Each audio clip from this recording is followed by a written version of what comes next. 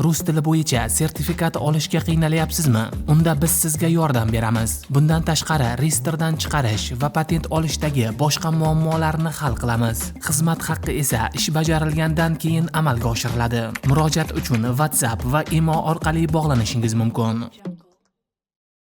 Afg'oniston zamonaviy tarixda eng ko'p qurol sinovdan o'tgan hududlardan biri hisoblanadi. Bu yerda tog'lar, g'orlar va qishloqlar orasida dunyoning eng yirik harbiy davlatlari o'z texnologiyalarini real jang sharoitida sinab ko'rgan. 20-asr oxirida bu maydonga Sovet ittifoqi kirdi. 21-asr boshida esa Amerika Qo'shma Shtatlari. Har ikkalasi ham Afg'onistonga nafaqat askarlari, balki o'z qurollarini ham olib kirdi. 1979-yilda Sovet ittifoqi Afg'onistonga kirganida urushlar klassik armiya uslubida olib boriladi deb o'ylagan. Ammo tog'li hududlar va partizanlar taktikasi SSRni butunlay boshqa turdagi qurollarga tayanishga majbur qiladi.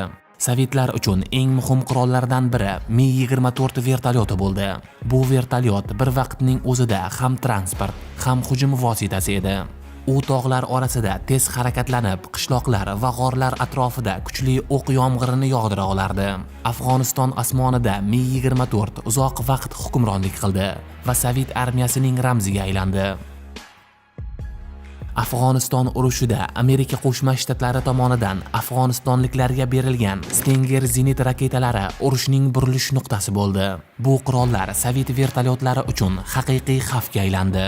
Chunki Stinger zenit raketalari juda arzon bo'lib, murakkab va qimmat Mi-24 ning ajali edi. Ilgari deyarli xavfsiz uchib yurgan Mi-24 va Mi-8 vertolyotlari endi har parvozda urib tushirilish xavfi ostida qoldi.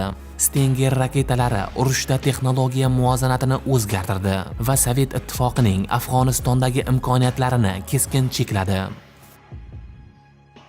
Yerda esa Sovetlarga AK-74 avtomati va PK pulemyotlari asosiy qurol bo'lib xizmat qildi. Bu qurollar chang va issiqlik hamda og'ir sharoitlarga mos bo'lib, Sovet askarlari uchun ishonchlilik eng muhim omil bo'lgan. Chunki texnika tog'larda tez-tez ishdan chiqardi. Shu sababli oddiy ammo chidamli qurollar afzal ko'rilgan. Tanklar ham ishlatilgan, xususan T-62 va T-55. Ammo tor davonlar va minalar sabab ular kutilgan darajada samara bera olmaydi. 2001-yilda Amerika Qo'shma Shtatlari Afg'onistonga kirganida urushlar butunlay boshqa ko'rinishga ega edi. Bu safar asosiy qurollar tanklar emas, balki havo ustunligi va aniqlik bo'ldi. Qo'shma Shtatlar Afg'onistonda keng ko'lamli B-52 bombardimonchilaridan foydalandi. Bu samolyotlar balanddan turib katta hududlarni bombardimon qilardi. Shu bilan birga aniq boshqariladigan bombalar, xususan JDAM tizimlari orqali nishonlarni yuqori aniqlikda yo'q qildi.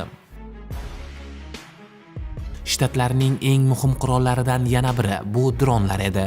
Predator va keyinchalik Reaper dronlar Afg'oniston osmonida deyarli doimiy ravishda uchib yurgan. Bu dronlar nafaqat kuzatuv olib bordi, balki Hellfire raketalari orqali aniq zarbalar ham bergan. Shtat askarlari yerda Mi-4 va Mi-16 avtomatlaridan foydalangan. Maxsus bo'linmalar esa zamonaviy optikalar, tungi ko'rish asboblari va aniqlikni oshiruvchi texnologiyalar bilan jihozlangan. Afg'onistonda texnologiya ustunligi Amerika Qo'shma Shtatlari tomonida bo'lsa-da, tog'lar va mahalliy sharoitlar baribir urushni murakkabligicha qoldiravergan.